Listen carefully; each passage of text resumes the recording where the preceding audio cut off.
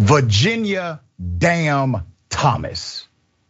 Ginni Thomas, the wife of the Supreme Court Justice Clarence Thomas, has now been revealed as a co-conspirator in the terrorist attack that took place last year, January 6th. Now, I told you when that foolishness came out about her being at the rally, but she left early due to the cold weather, I told you that was bull on day one. Now we have more evidence. Here it is. Ginni Thomas, the wife of Supreme Court Justice Clarence Thomas, texted Mark Meadows, then White House Chief of Staff to President Donald Trump, 29 times. There were 29 text messages exchanged between Meadows and Ginni Thomas in the weeks and days after the 2020 election.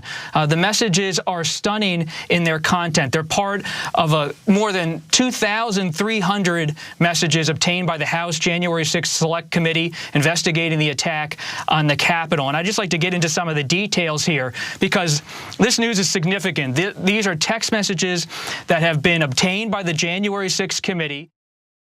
Okay, now remember, they have been obtained by the January 6th committee. That is an investigative committee. Before I go to the next video, let me remind you that Clarence Thomas was the only Supreme Court justice to publicly argue that the high court should have granted former President Donald Trump's motion to block the National Archives from handing White House documents over to a congressional panel investigating the January 6th attack. The Supreme Court ultimately rejected Trump's request. Clarence Thomas was the lone dissent in the Supreme Court's January order, rejecting Trump's bid to withhold documents from the panel. Here's more video. Is an extraordinary pipeline between Ms. Thomas, who's a longtime conservative activist, and the chief of staff for the president of the United States. You have at one point, on November 10th, after news organizations had called the election for Joe Biden, for example, Ginni Thomas wrote to Mark Meadows, quote, "Help this great president stand firm, Mark. You are the leader with him, who is standing for America's constitutional governance at the precipice. The majority knows Biden and the left are attempting the greatest heist of our history." Then a few weeks later, on November 24th, Mark Meadows, serving as White House chief of staff, invoked God and his fate to describe the effort to overturn the election. Okay, Ginni Thomas is a de facto Supreme Court justice, and I'm going to prove it to you. Now remember, Clarence Thomas, he was the only dissent, and his dissent in that vote correlated to the sentiment of his wife. Now, they will come out and say things like, oh, we don't discuss Supreme Court cases. Well, that's a hell of a coincidence. I mean, Kavanaugh did not even vote that way. Clarence Thomas did. And it's just a coincidence that you voted the exact same way that your wife believed. Also, remember, she went to the January 6th rally in disguise. She was hiding from everybody and decided not to reveal it until ultimately it was going to come to light anyway, okay? Now, there are other decisions where Clarence Thomas could have simply recused himself from the decision. He could have said there's a conflict because of my wife's involvement with these other groups. He decided not to. He decided to weigh in the affirmative. And it's not just the vote. It's also the conversation that takes place outside of our opportunity to review. How many times has Clarence Thomas been able to influence other justices to vote in favor of his wife? I mean, how he would like them to vote. It gets deeper. Okay, at least one member of Congress, thankfully, Representative Omar, echoed the call for Thomas's impeachment.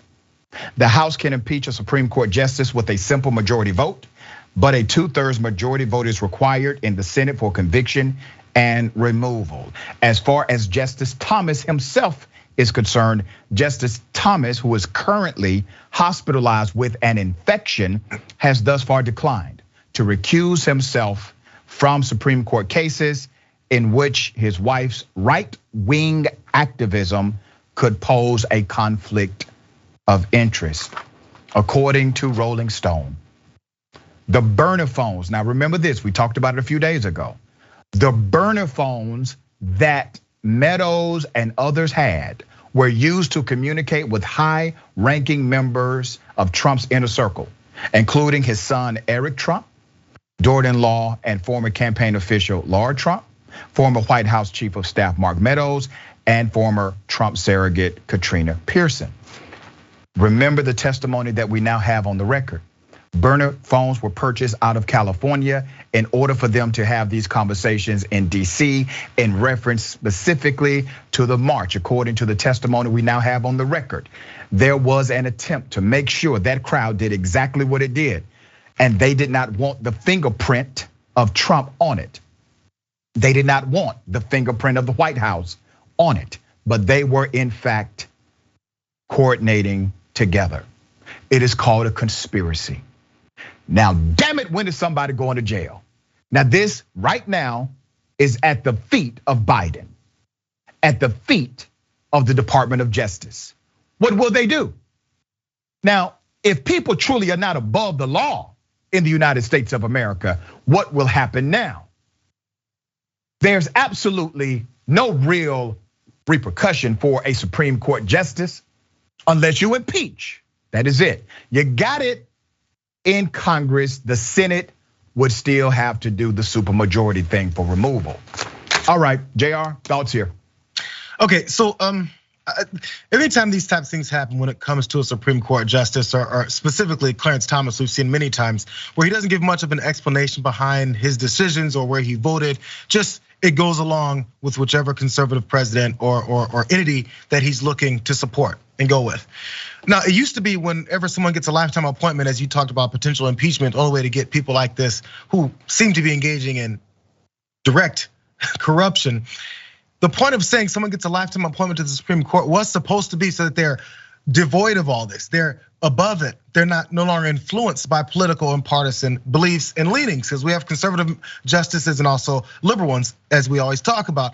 So now it's turned into, even when especially Donald Trump was saying he's gonna appoint people, it's I'm gonna put people on the court. They're gonna do things that'll push for conservative things for the rest of time, for the foreseeable future. That's not supposed to be the reason why we have lifetime appointments. It's not supposed to be so they can continue to stay with one partisan viewpoint. It's so they can be above it and actually look at actual cases. Now we're seeing how corruption is just the norm here, openly and blatantly. Now, if we're gonna allow this to be the norm, if they investigate this, the norm of the GOP to do these types of things, investigating looks like you're just investigating all of the Republican Party, and that's where they now stand. If it's this rampant, it makes Democrats, as you mentioned, the Department of Justice and Biden, they're a little gun shy. Because there's an easy trigger for Republicans to pull is, how come you keep investigating everyone? Well, damn it, because all you guys are in need of investigation. That's the only answer, but we're afraid to say that. We'll fall back and say, yeah, you're right. I'm sorry, it does look like we're investigating too many people. But I'm not sure how else we can go about this except for just ignore it and turn and look the other way. Yeah, and I don't think they get it yet, Jayar. I don't think they realize that we are this close to not having a democracy anymore. We already are basically operating in uncharted territory as it relates to a democracy. Trump is still controlling this country in ways that continue to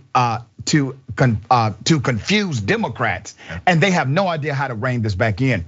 And as long as they continue to allow the powerful to do exactly what they're doing, they're going to get the country they deserve. And it's unfortunate because we've been telling them from day one, these people on the other side, they're not playing with you.